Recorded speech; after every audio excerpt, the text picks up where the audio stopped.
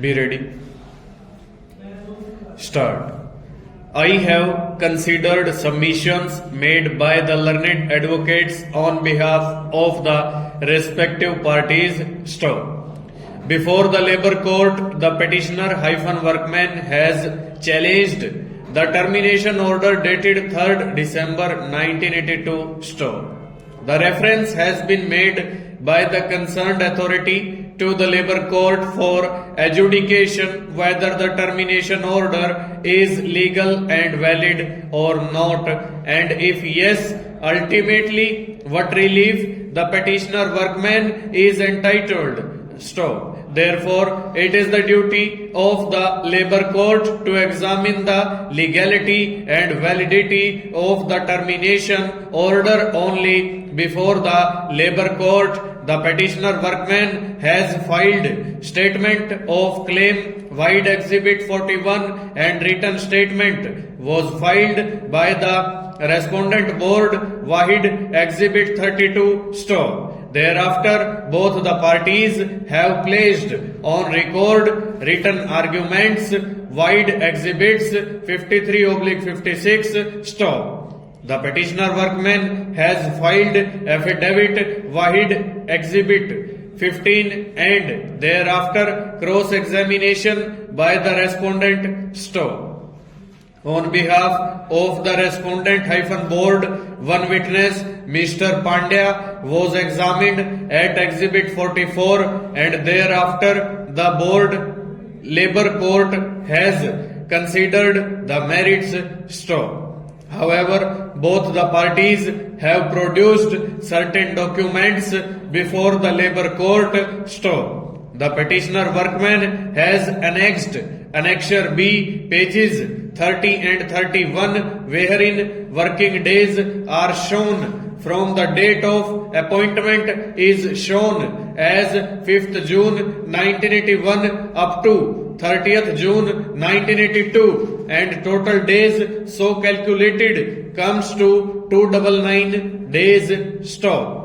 On next page 31, it is seen that the working days are from 4th November 1981 to 3rd December 1982, and the working days so calculated comes to 321 days completed by the petitioner-workman. Stop. It is noticed that this calculation has been placed on record and incorporated in the petition by the petitioner in para 6 of the memo. Stop. As per details of actual working given in para 9 of the petition, which reveals that the workman had worked from the date of appointment 6th June 1981 till 5th June 1982, which come to total days 278. Stop. Considering the working days given by the petitioner in para 10, which shows that in a calendar year the petitioner had also worked for 273 days for the period from January 1982 till December 1982. Stop. Further, as per the details given in para 11 of the petition, it is seen that the petitioner had worked for 300 days from 4th December 1981 to 3rd December 1982, that is the period 12 months preceding from the date of termination. Stop.